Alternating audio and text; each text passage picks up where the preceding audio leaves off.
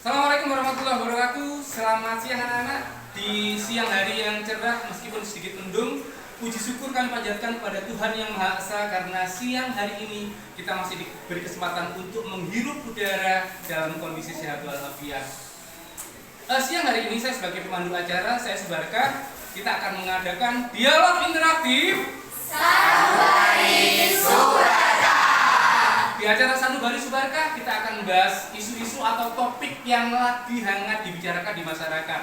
Dan pada saat pada siang hari ini kita akan mencoba ayo ngopi. Anak-anak pernah enggak suatu ketika waktu masih kecil kok ndak udan duit toh ya? Pernah ya? Pernah. Padahal kalau terjadi hujan uang beneran, apa akibatnya? Tidak ada yang menjual. Iya, nggak ada yang beli. Uang jadi tidak laku. Uang jadi tidak ada nilainya. Gambaran itulah yang dikatakan sebagai inflasi, yang nanti akan kita bahas. Agar lebih jelasnya, nanti akan kita berdiskusi dengan tiga panelis, ya. Tiga panelis yang nanti akan sama-sama membahas tentang inflasi, cara mengatasi inflasi, karena tujuan pembelajaran pada siang hari ini yaitu anak-anak atau peserta didik dapat menganalisis tentang inflasi dan cara mengatasinya agar kita mengetahui perkembangan ekonomi yang lagi tren. Karena membangun jiwa mandiri sejahtera, majulah SMA 1 Singgahan Jaya. Baik, saya panggil panelis yang pertama, silakan Hafra maju ke depan. Panelis yang kedua silahkan Ika.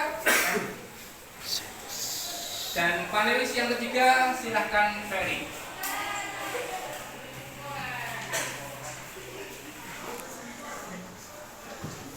Baik, saya ingin Ferry tampil terlebih dahulu untuk mendefinisikan pengertian dari inflasi. Inflasi apa, Ferry? Inflasi adalah suatu kondisi di mana terjadinya kenaikan harga barang secara terus-menerus. Iya, terima kasih. Silakan duduk. Inflasi adalah suatu kondisi di mana terjadi kenaikan harga barang secara terus-menerus. Yang patut kita ketahui bahwa kenaikan satu macam barang saja itu tidak dikatakan sebagai inflasi. Contohnya, ketika tidak musim mangga, harga mangga pasti mahal. Mahalnya harga mangga, kenaikan harga mangga tidak dikatakan sebagai inflasi. Karena apa? Hanya satu macam barang saja. Yang dikatakan sebagai inflasi adalah kenaikan barang itu diikuti oleh kenaikan harga barang yang lain.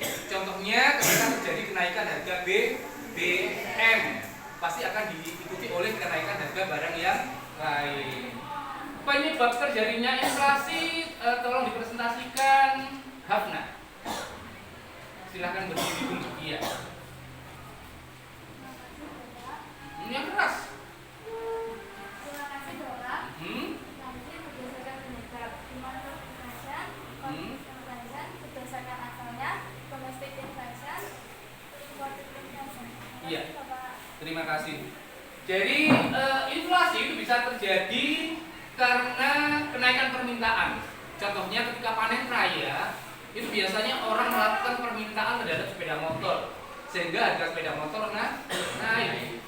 Itu inflasi yang dikatakan sebagai demandful inflation atau inflasi yang terjadi karena kenaikan permintaan.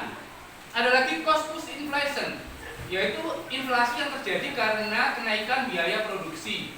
Contohnya, ketika harga bawang merah naik, ketika harga cabai naik, harga nasi goreng pasti akan naik karena biaya produksinya naik. Tetapi inflasi yang terjadi di Indonesia itu biasanya gabungan antara keduanya, yaitu demand pull inflation dan cost push inflation.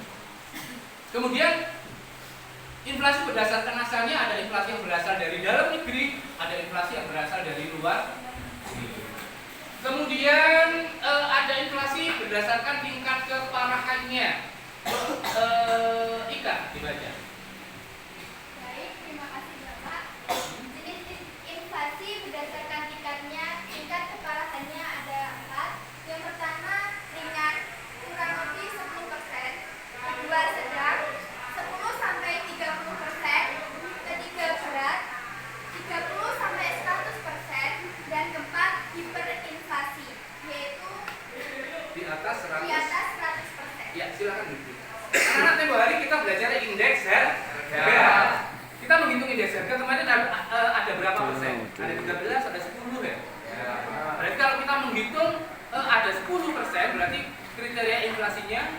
setengah karena kurang dari 10%. Kalau 13% berarti kriterianya inflasi sejajar. Paham ya? Cara menghitung laju inflasi ada GNP deflator, ada IHK dan IHP. Menghitung laju inflasi dengan GNP deflator itu rumusnya adalah GNPT. GNPT ini adalah tahun sekarang, ya. Kemudian dikurangi GNPT min 1. Ini berarti tahun sebelumnya. Berarti kalau sekarang tahun 2024 GNPT min 1-nya berapa? Tahun berapa? 2020 dibagi GNPT min 1 dikali 100%. Demikian juga dengan IHK, indeks harga konsumen dan indeks harga produsen. Kalau IHK berarti IHKT dikurangi IHKT min 1 dibagi IHKT min 1 dikali 100%. Kemudian ada dampak positif dan dampak negatif inflasi. Kembali Ferry dibaca dampak positif dan dampak negatifnya. Terima kasih Bapak. Saya akan menjelaskan dampak positif dari inflasi. 1. Meningkatkan pendapatan pengusaha. 2.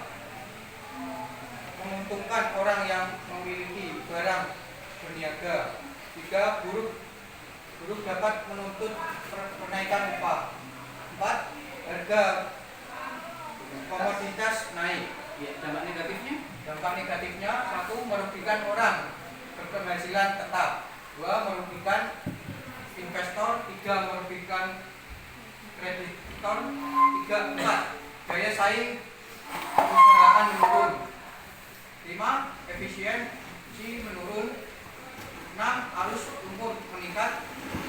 7. Pengangguran banyak. Ya, terima kasih. Silakan. Jadi ada dampak positif inflasi meningkatkan pendapatan pengusaha. Kenapa pendapatan pengusaha meningkat? Karena biasanya pengusaha itu kan apa yang menjual barang, membeli barang untuk dijual kembali. Pada saat membeli barang itu harganya murah, tapi dijualnya pada saat inflasi akan menjadi mahal. Keuntungannya akan semakin baik. Tetapi ada dampak negatifnya. Kasihan kalau dampak negatifnya adalah merugikan orang yang berpenghasilan tetap. Penghasilannya tetap sementara harga barang naik. Pasti kita nanti akan mengalami kesulitan. Itu ya. Inflasi itu sebenarnya terjadi karena adanya jumlah uang yang beredar di masyarakat terlalu banyak. Makanya jangan berangan-angan lagi dan duit. Karena semakin banyak uang yang beredar di masyarakat, uang menjadi tidak ada nilainya. Sama dengan kondisi sekarang. Makanya anak-anak 1 euro, 1 uang euro di Eropa itu dirupiahkan itu 17.000. Luar biasa besar perbandingannya. Jadi uang kita tidak ada nilainya. Di Eropa hanya 1, di sini 17.000. Makanya ini ketok duit juta-jutaan. Nilainya ditukarkan dengan Malaysia saja sudah berbeda. Di Malaysia 1 ringgit itu di sini 3.250.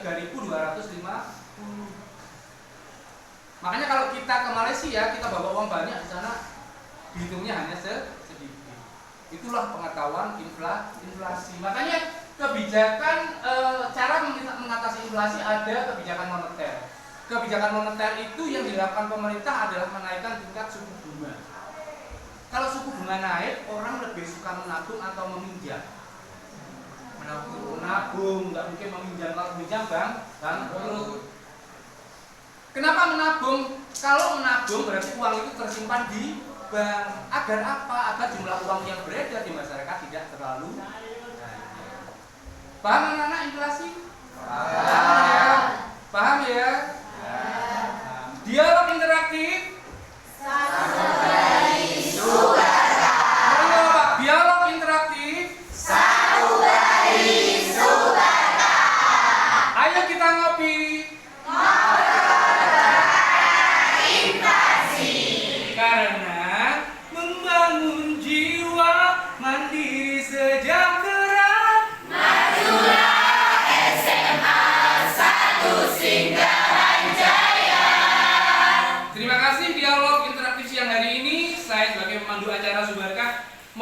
diri. Ketiga panelis Hafna, Ika, dan Ferry juga undur diri. Semoga kita bertemu di lain waktu dengan topik-topik yang hangat yang bisa menambah wawasan kita tentang ilmu ekonomi. Terima kasih, selamat siang.